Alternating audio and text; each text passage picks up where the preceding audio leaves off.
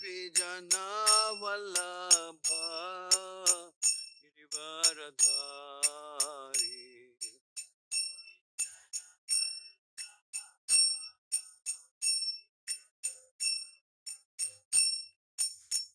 Yashodanandana Brajajana Ranjana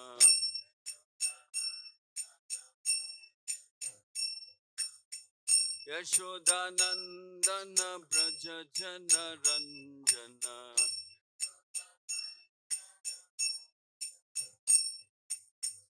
Yamuna Tira Vanachari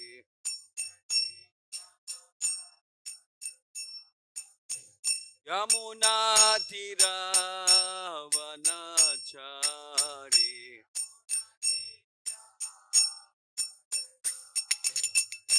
Jaya Radha Madhava Kunja Bihari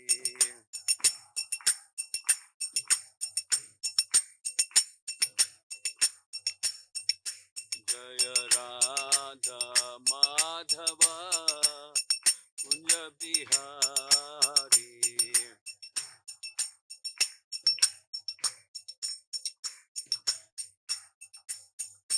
Jaya Gopi Jana Vallabha Girivaradhari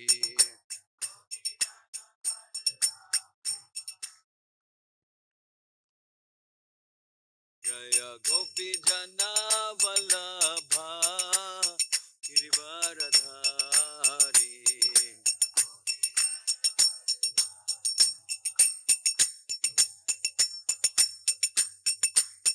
Yashodanandana Brajajana Ranjana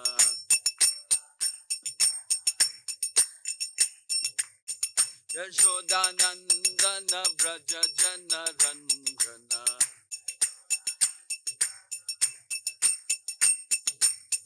Yashodanandana Brajajana Ranjana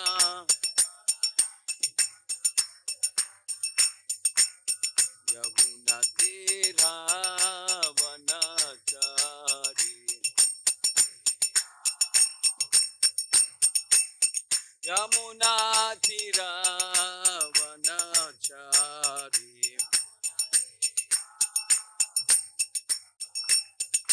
Jaya Radha Madhava Kunja Bihari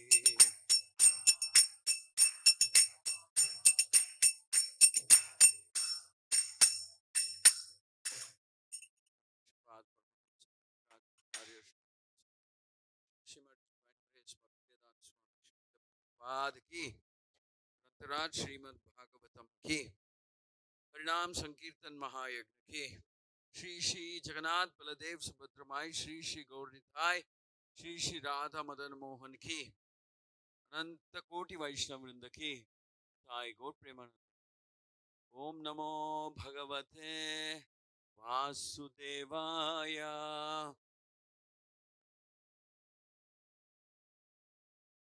ओम नमो भगवते वासुदेवाय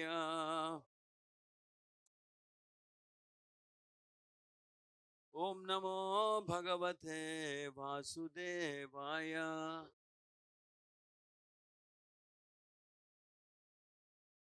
नारायणं नमस्कृत्य नरं चैव नरोत्तमं देवीं सरस्वतीं व्यासं ततो जयमुदीरयेत् नष्टप्रायेषु अभद्रेषु नित्यं भागवत सेवया Bhagwati उत्तमश्लोके भक्तिर्भवति नैष्टिकी. Reading from Srimad Bhagavatam, Canto 5, Chapter 1, text number 33.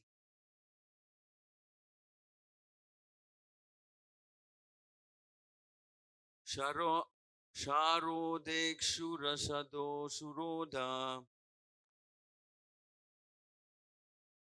Krutod Kshiroda Dadi Mandoda Shubuddoda Sapta Jaladayaha Saptadvipa Parikha Iva Bhyantara Dvipa Samana Ekaikashyena Yathanu Saptasvapi Bahir Dvipeshu Prutak Parita Upakalpitasteshu Jambadishu Parhismati Patir Anuvratanatmajanan Parhishmatir Pati Anuvratanatmajan Agnidre Ma Jivva Yajnabahu Hiranyareto Kruta Prashta Vedhatiti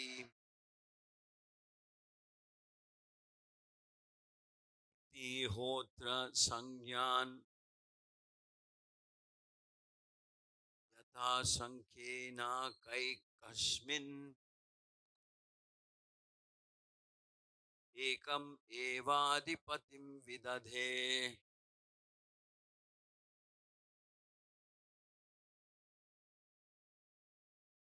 Anybody volunteering? Read.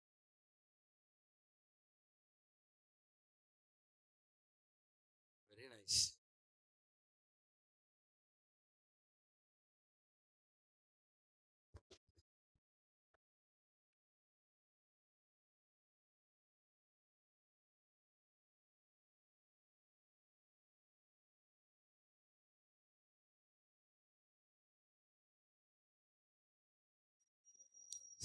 Saptadvipa Iva Parikanyantara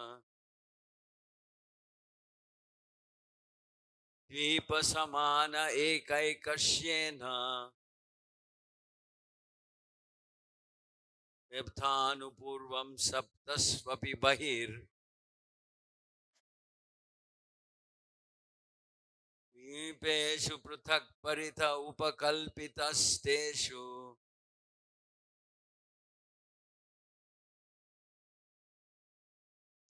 Jambadveshu Barishmati Patir Anuvratanatmajan Agnidre Yatmajyuva Yajnabahu Hiranyaretho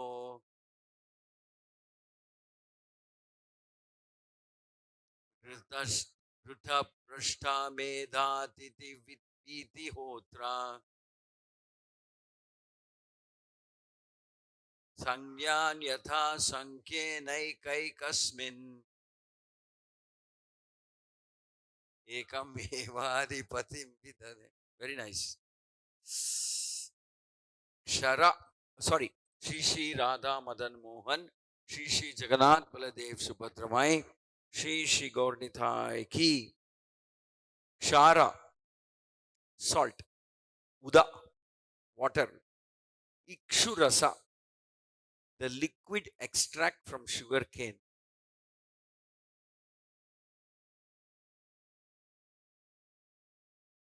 I think we finished this verse. Did we? Huh?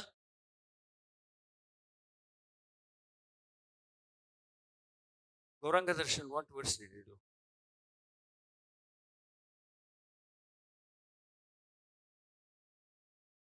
Huh? 7, no?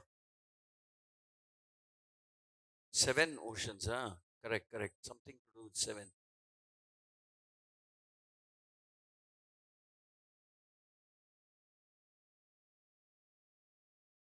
No, okay, fine. We'll proceed. Uda, water, Gritha, clarified butter, Uda, water, Kshira, milk, Uda, water, Dadi Manda, emulsified yogurt. Uda, Uda, Uda Shuddha Udaha. And drinking water. Sapta, 7. Jala Dayaha, oceans. Sapta, 7. Dvipa, islands. Parikaha, trenches. Iva, like. Abhyantara, internal. Dvipa, islands. Samanaha, equal to.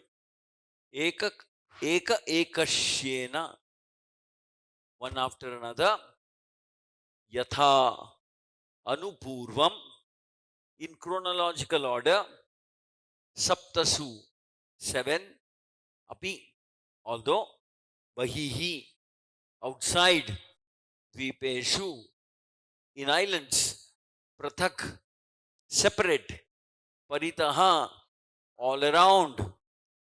Upakalpitaha, situated. Teshu, within them. Jambu adishu, beginning with Jambu. Barhishmati, of Barhishmati.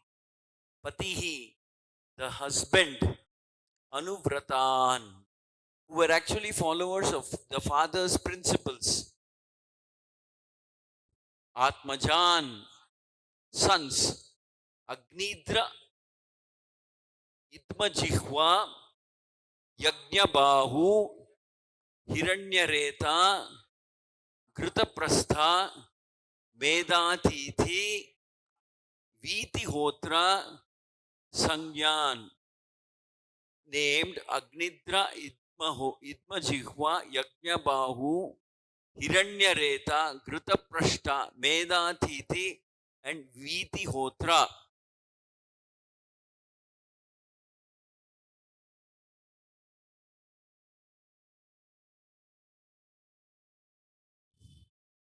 Yata Sankhena, by the same number. Eka Ekashmin, in each island. Ekam, one. Eva, certainly. Adipatim, king. Vidadhe, he made. Translation and purport by His Divine Grace A.C. Bhaktivedanta Swami Srila Prabhupada. The 7 oceans, are you sure it wasn't done? It is all 7 only here. You were saying no, 7 oceans is what? Gauranga Darshan Prabhu did. We have done this or not? You're not sure. That's what I'm saying. So because what I got from Vinay is 34-35.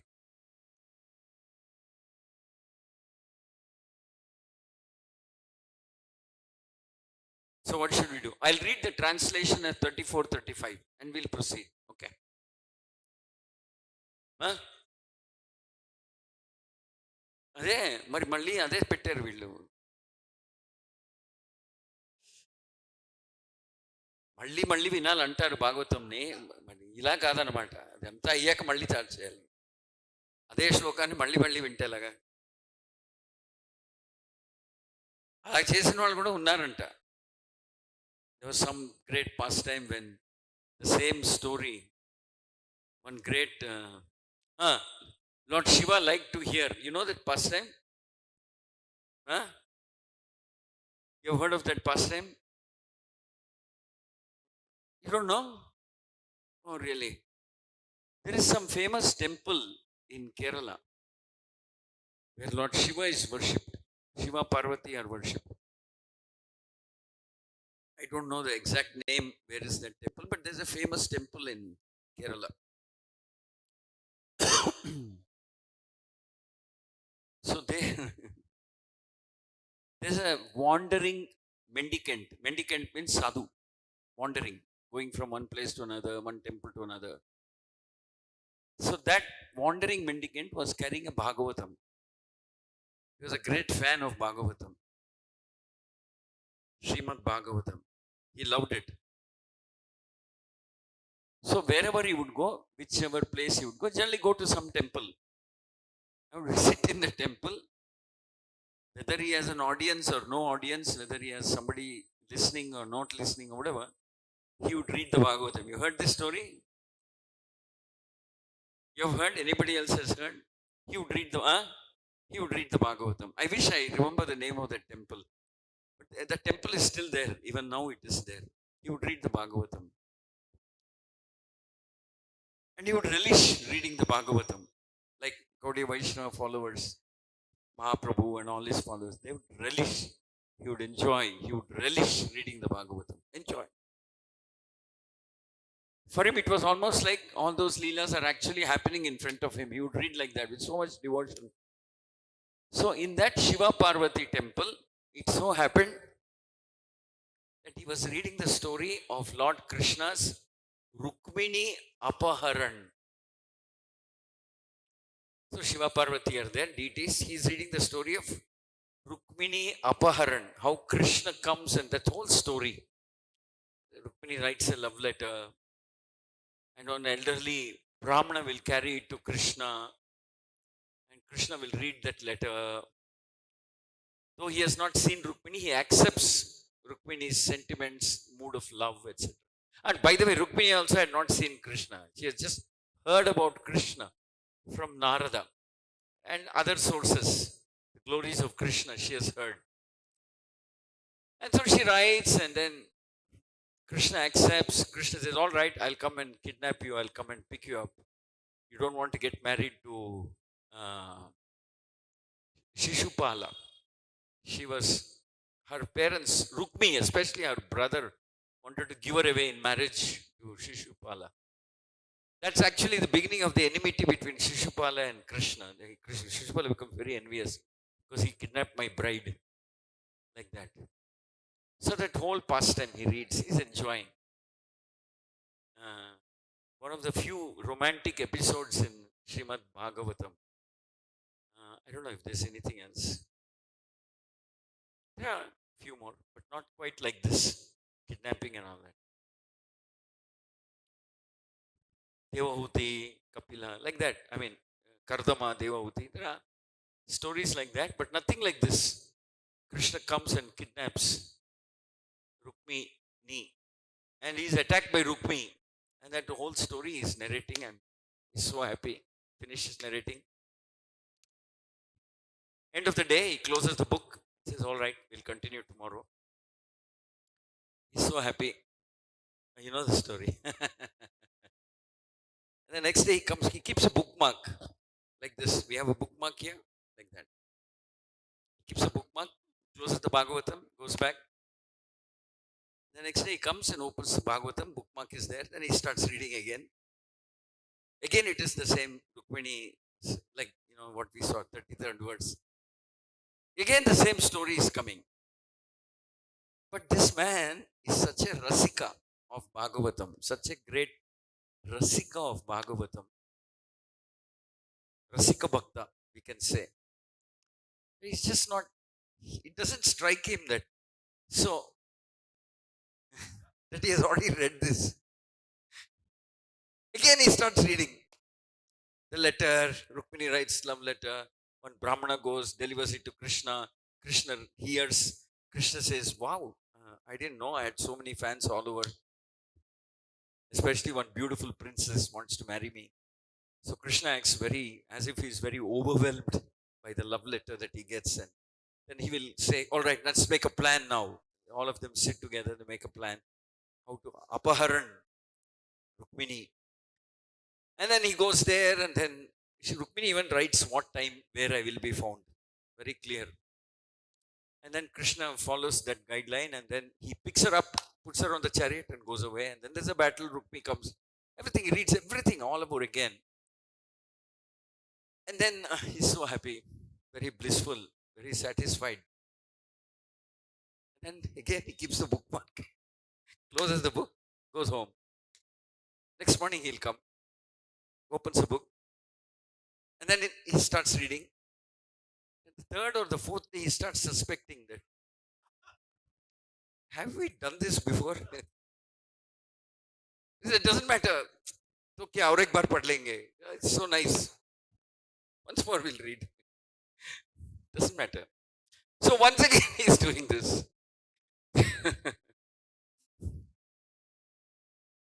There, everything is nice. He's reading. It doesn't matter. He can go on, I guess. He can go on. Though he feels strange. What's happening? So it is said, like this, it goes on 5 times, 6 times, 7 times. After the 6th or 7th times, Parvati is wondering, what is this? He's supposed to go beyond that story, no? It's like after marriage, in the movies, they stop at the right time. They lived ever happily. They'll never show what happens after this whole love story. That would be so nice. Then that will become Intinti Ramayana story. So that story they don't focus so much on. It ends. They unite and please go home now. It's left to your imagination what happens afterwards.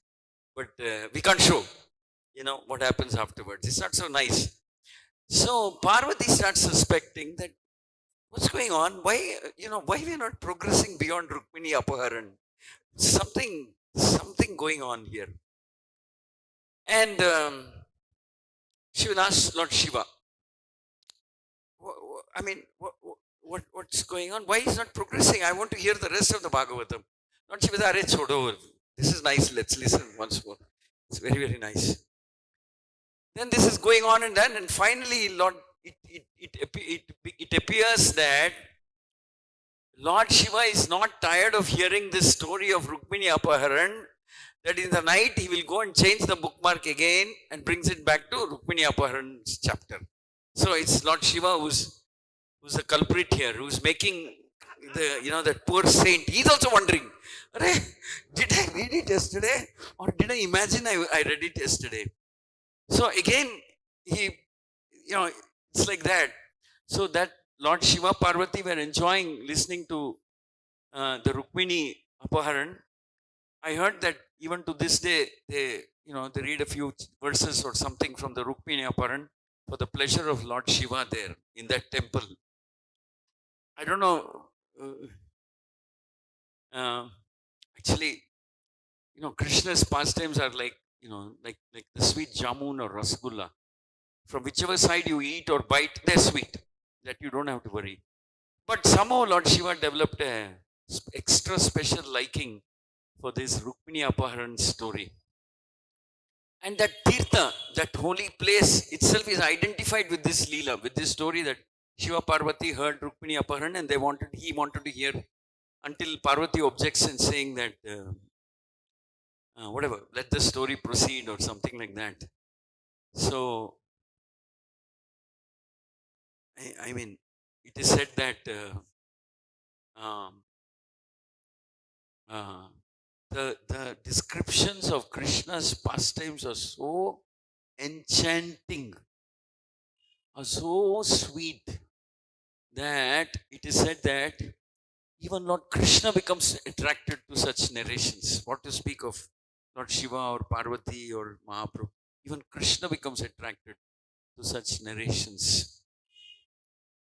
So much so that it is said that I was reading somewhere in the Chaitanya Bhagavata, it is mentioned that the two pastimes of Dhruva and Prahlad, it is said that Lord Chaitanya would read those pastimes, and he has read those pastimes. He would make others read, of course. They would read for him hundreds of times. The pastime of Dhruva and pastime of Prahlad. Hundreds of times he has heard the pastimes being narrated from the Srimad Bhagavatam. So Bhagavatam is special in its own unique way. Okay, we'll proceed. Priyavrata then gave his daughter Urjaswati in marriage to Sukracharya. He begot in her a daughter named Devayani.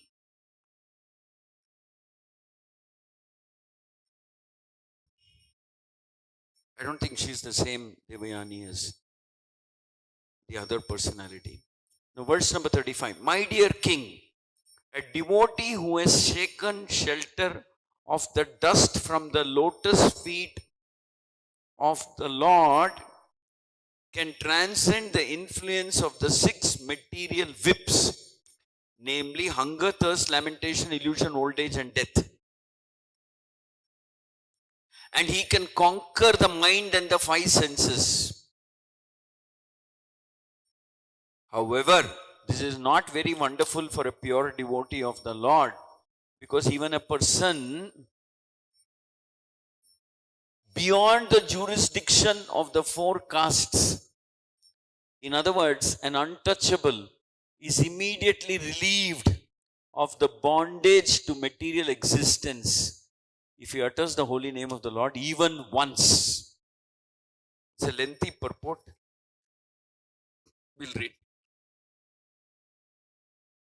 Sukadeva Goswami was speaking to Maharaj Parikshit about the activities of King Priyavrata. Since the king might have had doubts about these wonderful, uncommon activities, Sukadeva Goswami reassured him, "My dear king," he said, "don't be doubtful about the wonderful activities of Priyavrata. For a devotee of the Supreme Personality of Godhead, everything is possible, because the Lord is known as Urukrama." Urukrama is the name for Lord Vamana Deva, who performed the wonderful act of occupying the 3 worlds with 3 footsteps. Lord Vamana Deva requested 3 paces of land from Maharaj Bali, and Maharaj Bali agreed to grant them. The Lord immediately covered the entire world with 2 footsteps, and for his 3rd footstep, he placed the foot upon Bali Maharaja's head. Jayadev Goswami says, "Chalayasi Vikramane Bali Madbhuta Vamana Padanaka Neera Janita Javana Pavana Keshavadriyata." It says Vamana Rupa. I don't know, I think it was Vamana Rupa. Jaya Jagadisha Hare. All glories. Yeah, Vamana. This is wrong here. Okay. All glories to Lord Keshava, who assumed the form of a dwarf. O Lord of the universe, who takes away everything inauspicious for the devotees. O wonderful Vamana Deva, you tricked the great demon Bali Maharaja by your steps. The water that touched the nails of your lotus feet when you pierce through the covering of the universe purifies all living entities in the form of river Ganges. Since the Supreme Lord is all powerful, he can do things that seem wonderful for a common man. Similarly, a devotee who has taken shelter at the lotus feet of the Lord can also do wonderful things unimaginable to a common man by the grace of the dust of those lotus feet. Chaitanya Mahaprabhu therefore teaches us to take shelter of the Lord's lotus feet. Ainanda tanuja kinkaram patitam mam vishame bhavam budhav krupaya tava pada pankaja stita dhuli sadrusham vichintaya. O son of Nanda, I am your eternal servant, yet somehow or other I have fallen into the ocean of birth and death. Please pick me up from this ocean of ocean of death, and place me as one of the atoms of your lotus feet. Lord Chaitanya teaches us to come in touch with the dust of the lotus feet, for then there will undoubtedly be all success. Because of the material body, every living being in material existence is always disturbed by Shadguna, 6 whips: hunger, thirst, lamentation, illusion, invalidity, and death. Furthermore, another Shadguna are the mind and the 5 sense organs. not to speak of of a sanctified devotee, even a chandala, an outcast who is untouchable, is immediately freed from material bondage if he utters the holy name of the Lord even once. Sometimes caste Brahmanas argue that unless one changes his body, he cannot be accepted as a Brahmana. For since the present body is obtained as a result of past actions, one who has in the past acted as a Brahmana takes birth in a Brahmana family. Therefore, they contend without such Brahminical body, one cannot be accepted as a Brahmana. Herein it is said, however, that even Vidura Vigata, a Chandala, a fifth class untouchable, is freed if he utters the holy name even once. Being freed means that he immediately changes his body. Sanatan Goswami confirms this. Yata kanchanatam yati kamshyam rasa vidanataha tata diksha vidhanena dvijatvam jayate nrunam. When a person, even though a Chandala, is initiated by a pure devotee into the chanting of the holy name of the Lord, his body changes as he follows the instructions of the spiritual master. Although one cannot see how his body has changed, we must accept on the grounds of the authoritative statements of the Shastras that he changes his body. This is to be understood without arguments. This verse clearly says, Sa Jahati Bandham. He gives up his material bondage.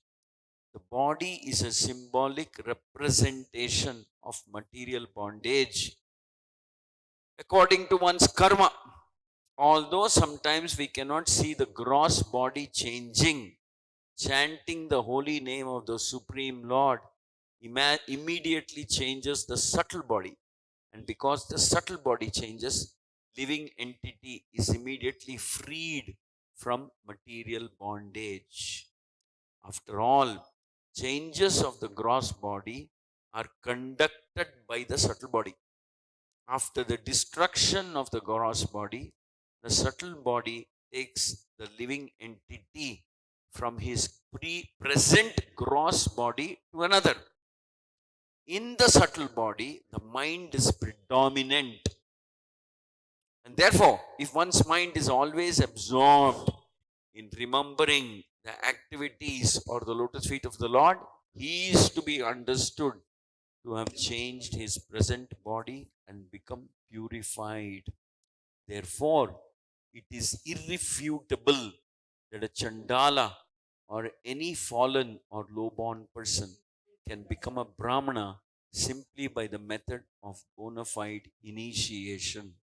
Om Ajnana Timirandasya Jnananjana Shalakaya Akshurun Litam Yena Tasmai Shri Gurave Namaha Shri Chaitanya Manobhishtam Sthapitam Yena Bhutale Swayam Rupa Kadamahyam Dadati Swapadantikam Vandeham Shri Guru Shri Yuta Padakamalam Shri Gurun Vaishnavamsya Shri Rupam Sagrajatam Sahagana Raghunathanvitam Tam Sajivam Sadvaitam Savadutam Parijana Saitam Shri Krishna Chaitanya Devam Shri Radha Krishna Padan Sahagana Lalita Shri Vishakan Vitamsha He Krishna Karuna Sindhu Dinabandho Jagatpate Gopesha Gopika Kanta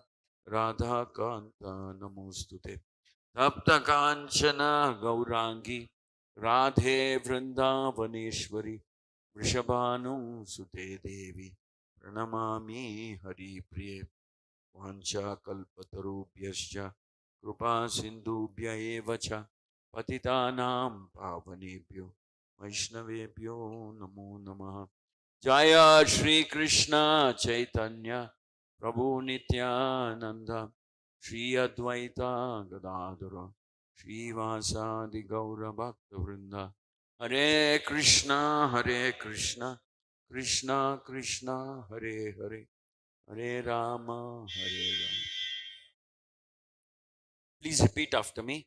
King Priyavrata then gave his daughter Urjaswati in marriage to Sukracharya, and he begot in her a daughter named Devayani. My dear king, a devotee who has taken shelter of the dust from the lotus feet of the Lord can transcend the influence of 6 material whips, namely hunger, thirst, lamentation, illusion, old age, and death. And he can conquer the mind and 5 senses. However, this is not a very wonderful for a pure devotee of the Lord, because even a person beyond the jurisdiction of 4 castes, in other words, an untouchable, is immediately relieved of bondage to material existence if he utters the holy name of the Lord even once. Mukam karoti vachalam pangum langayate girim yat kripatamaham vande Shri Gurum Deenatarinam Paramananda Madhavam Shri Chaitanya Ishwaram. So, the only genuine and effective cleansing agent, you can say, in this dirty material world, which is so full of contamination, and is the holy name of the Lord. So, if somebody were to hear the holy name of the Lord or chant the holy name of the Lord, then his process of purification has begun. And it is said that if he chants the holy name of the Lord purely, even once, he goes beyond material bondage. So, the holy name is the supreme absolute weapon, we can say weapon, we have in order to counter the forces of material contamination that are all prevalent everywhere, all pervasive and all prevalent in this material world. So Lord Chaitanya anointed, he gave the title Namacharya to Haridas Thakura. And the conversation between Haridas Thakura and Lord Chaitanya is brought out in the form of a booklet, and it is called Harinama Chintamani, where it is Haridas Thakura who is explaining to Lord Chaitanya the glories of the holy names of the Lord. It's not the other way around. It's not Lord Chaitanya explaining, Haridas Thakura is explaining. So in the very title Harinama Chintamani, it is conveyed that the holy name of the Lord is Chintamani. Chintamani means Sparshamani. Chintamani means the moment you come in contact, then by virtue of that contact with that substance, with that stone or with that sound vibration or anything, your nature will change. Your nature will change. So whether one is a Chandala or a 4th caste, 4th class, or beyond the 4 Varnas also, the moment they come in contact with the holy name of the Lord, their nature will change completely. They become very transcendentally purified. Because and also auspicious. Shubhada. The first benefit of chanting the holy name is Shubhada. Shubhada means all auspiciousness will manifest in that person. So the holy name of the Lord is in a very detailed manner. The glories of chanting and the signs of chanting, the signs of the holy name, signs of Sankirtan is explained. Or shall we say the signs of the holy name itself is explained by Haridas Thakura to Lord Chaitanya in that which has now become a book called Harinam Chintamani. Of course, Haridas Thakura warns and says that one should not commit offenses when one is chanting. If we commit offenses, then the complete benefit of chanting will not come in somebody. Not complete benefit. Some partial benefit will be there. Partial benefit. It's like when the sun is covered by clouds. So the full effect of the sun is not felt. The clouds are like a layer which covers the effect of the sun. So similarly, when we commit offenses against the holy name, that's like the cloud effect, the curtain effect. So you can't feel the entire full potency of the holy name. It is mentioned that the holy name of the Lord is non-different from the Lord Himself. So it is one should be very alert and cautious that one is not committing offenses against the holy name and thereby restricting its powers. The holy name by itself is all powerful. It's just that we don't perceive the full benefit of the holy name because there is this, it's said that the fog and mist that you see in winter is compared to the effect of the offenses against the holy name. So the sunshine does not come out so fully, or you don't perceive it so fully. So, but here unequivocally it is declared in the Srimad Bhagavatam that if we chant even once, or we uh, taken shelter of the dust from the lotus feet of the Lord, then it will transcend the influence. It's like Parikshit Maharaj for 6 days and 6 nights. He could go on hearing Sukadeva Goswami's narration of the Srimad Bhagavatam.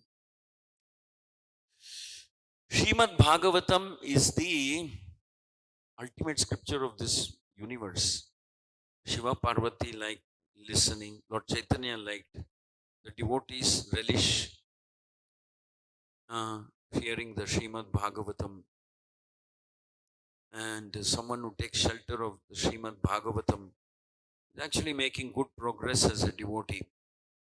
So it said that if we take shelter of the lotus feet, dust of the lotus feet of the Lord or the holy name, one becomes very purified and he can conquer the mind and senses. Also conquer hunger, thirst, lamentation, illusion, old age and death.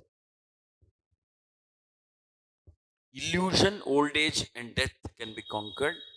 Also we have control over the mind and the senses if we take shelter of the dust of the lotus feet of the Lord or chant the names of the Lord. And it is mentioned here that it's not such a big thing, being able to control your mind and senses. It's not such a big thing for a devotee. Because even if once a Chandala were to chant the name of God, he would get the same benefit. So, that is why it is said, Kalau dosha nide rajan astireko mahan guna. Though Kali Yuga is an ocean of misery and faults, there is this one redeeming factor. That is, if we take the shelter of the holy name, chant the names of Krishna, then it is much more powerful than all the faults of Kali Yuga. Much more powerful than all the faults and shortcomings of the age of Kali. Somehow we have to Kirtanadeva Krishnasya. Somehow we have to come to the platform where we are chanting the names of Krishna. Haridas Thakur explains that Namabhasa, the science of chanting the name of the Lord, without complete faith or with some ignorance or without complete faith or some offenses. So even then, the name of the Lord is the most powerful sadhana we can perform. Actually, Haridas Thakur says that the only serious impediment, or shall we say, only serious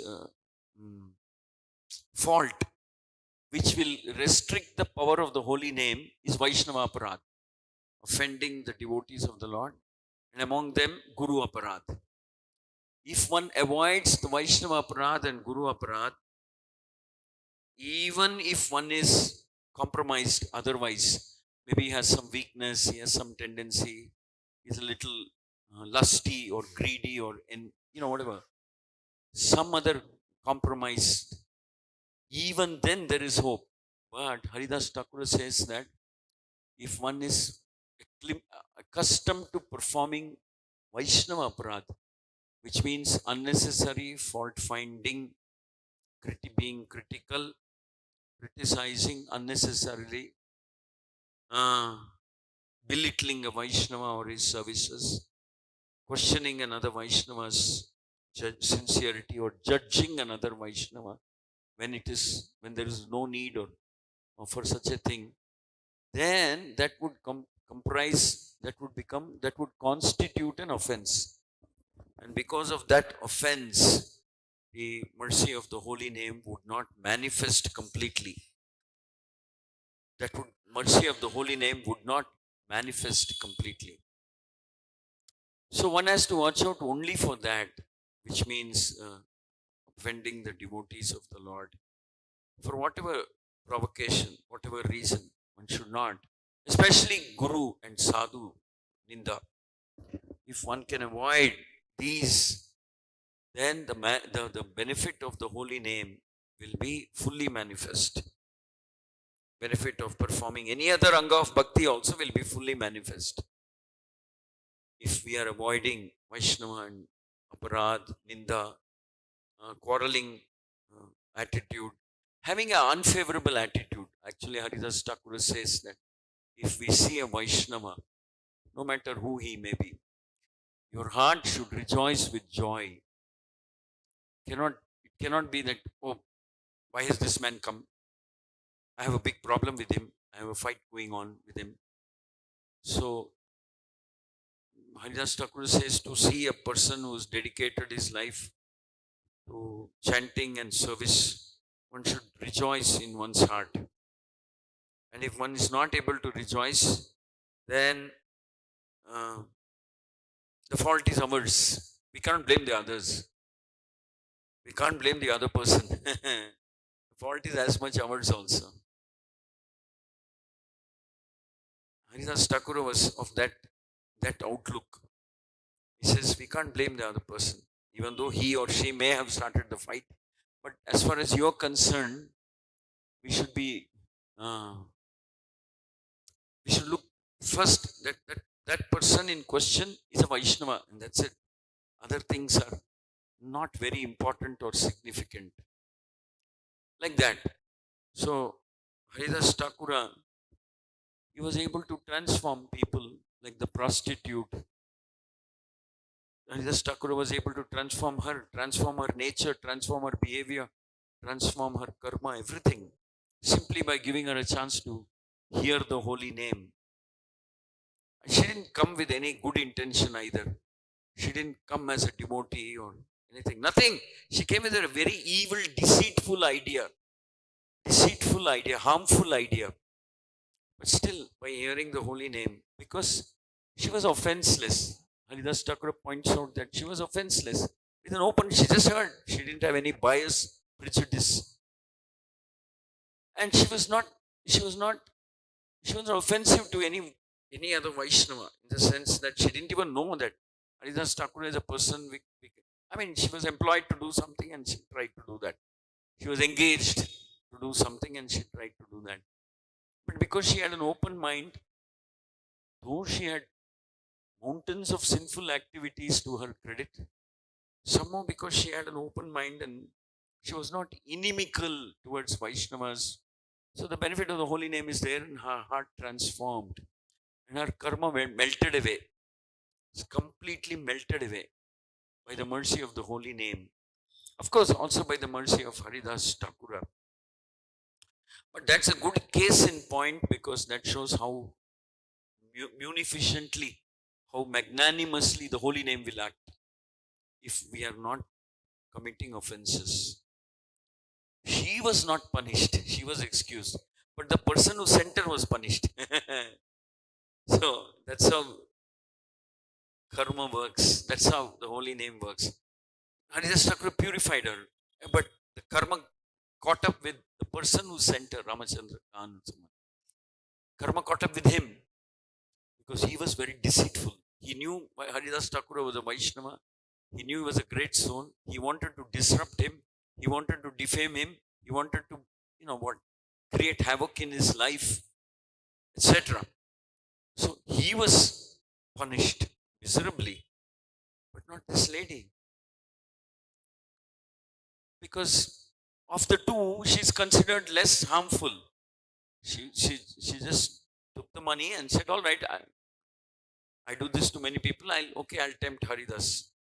Like that. Of course, that's a sinful attitude. That's a very sinful idea. But because she went there and she was hearing the holy name with an open mind, without any prejudice, the holy name favored her. But that man who was basically envious of Haridas Thakura, very envious, every day would ask her, it happened? Today it happened? No. And she would say, no, tomorrow I'll make it happen. Whatever. So he was so continuously envious. For such people, there is no question of benefit of the holy name. They will not get unless they reform, unless they repent. So anyway, here the mood of this verse is little different. It says the holy name is universally merciful. The holy mercy of the holy name transcends Varna and Ashrama. Varna, especially Varna. Because the Brahmanas of the previous ages sincerely believed that ordinary Chandalas and the fourth class people should not chant the holy name. They should not chant. They would say that the holy name will get contaminated if they chant. Pretty convoluted, perverse logic. Haridas Thakura points out, our acharyas point out, it's a perverse logic, it's perversity logic, that the holy name will get contaminated if the Chandalas will chant. How is that possible? The Lord is far above and beyond any contamination.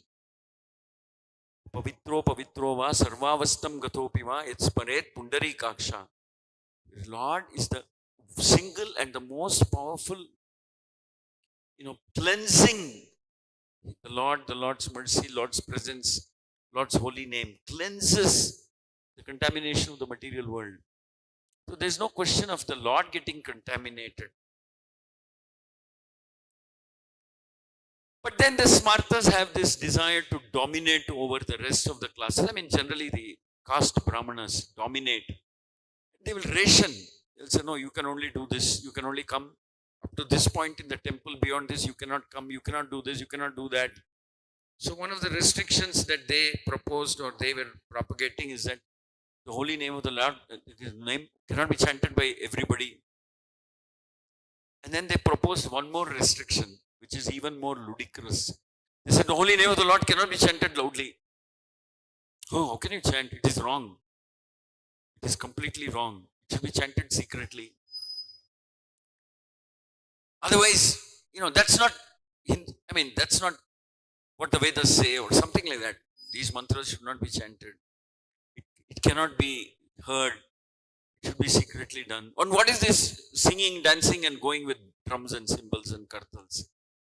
This is This is a very alien concept. This is not there anywhere in the Vedic scriptures like that. And they found a able partner in the Nawab, whatever, Chand Kasi at that time. He also he didn't know much, so he supported these views. And then, actually, it is not, we should not think that the Chand Kasi pastime is to liberate Chand Kasi alone. The Chand Kasi pastime is to actually broadcast the position of the holy name. It can be sung loudly, it can be chanted by everybody, because it's the original premise through which the Brahmanas objected and complained to Chand Kasi, whether it's being chanted by non-Brahmanas. It is not allowed. They have not got Diksha. And by the way, they cannot get Diksha. Nobody should give them. They're Chandalas, they're fourth class, they're third class, they're whatever, non-Brahmana class. So, Lord Chaitanya Mahaprabhu freed the holy name from the stranglehold of this philosophy that the holy name is not meant for everybody, it's meant only for the Brahmanas, and also liberated the holy name from any restriction. So it cannot be chanted on the street, cannot be chanted here, cannot be chanted there, group, nothing. No rule, no regulation should apply to the whole process of chanting the holy names of the Lord. So Haridas Thakur mentions, he acknowledges the contribution of Lord Chaitanya. He says, because of your leelas and your activities, you have actually liberated. No such thing as liberating the holy name. That's not the point here. Liberated, or shall we say, cleared up the misunderstandings or artificial restrictions that were placed on the holy name. Such as some people cannot chant, some people only can chant, you cannot chant in the morning, can't chant in the evening. Artificial impositions of restrictions on the holy name, Lord Chaitanya cleared off one shot through the Chand Kasi Leela. And not only that, not only did Lord Chaitanya give a fresh new understanding of how Sankirtan is to be performed, but Lord Chaitanya showed another aspect of his divine personality by liberating Chand Kasi also from that kind of a wrongful understanding. He liberates the holy name in a manner of speaking. He crushes all the arguments of the Smartha Brahmanas. He crushes them. Completely crushes them. Caste Brahmanas. Crushes them. He liberates to the extent that it can be chanted by anybody, anywhere, anytime. Niyamena, what's that? Namna Makari Bahuda. Niyamena Kalaha. Niyamena Kal. Neither rules nor time. No restrictions on the holy name. Can't be. He banned. He said there can be no restrictions on the holy name. Anybody can chant anytime, anywhere. Blissfully. Joyously. Anandambudi Vardhanam. So when you're happy, you'll sing and dance. So go ahead, do it. Sing, dance, enjoy. But he also liberated Chand Kasi from his wrongful understanding. So all these three things he does: crushes the Smartha Brahmana arguments, liberates the holy name, declares that the holy name has no rules and restrictions, can be chanted by anyone, anywhere. Everybody is a son of the same God, and everybody is equally eligible to chant the holy name of the Lord. And then he also liberates Chand Kasi. And then he also does one more thing. He takes Haridas, he picks up Haridas Thakur and declares that he is the Namacharya. From the lowest among the lowest birth. He's outside the four Varnas and Ashrama. He is among the lowest born. Among those who are outside Varnashrama. The lowest born, you could say. Haridas Thakur, because he was Musalman. And he makes him the Namacharya. So Lord Chaitanya's contributions and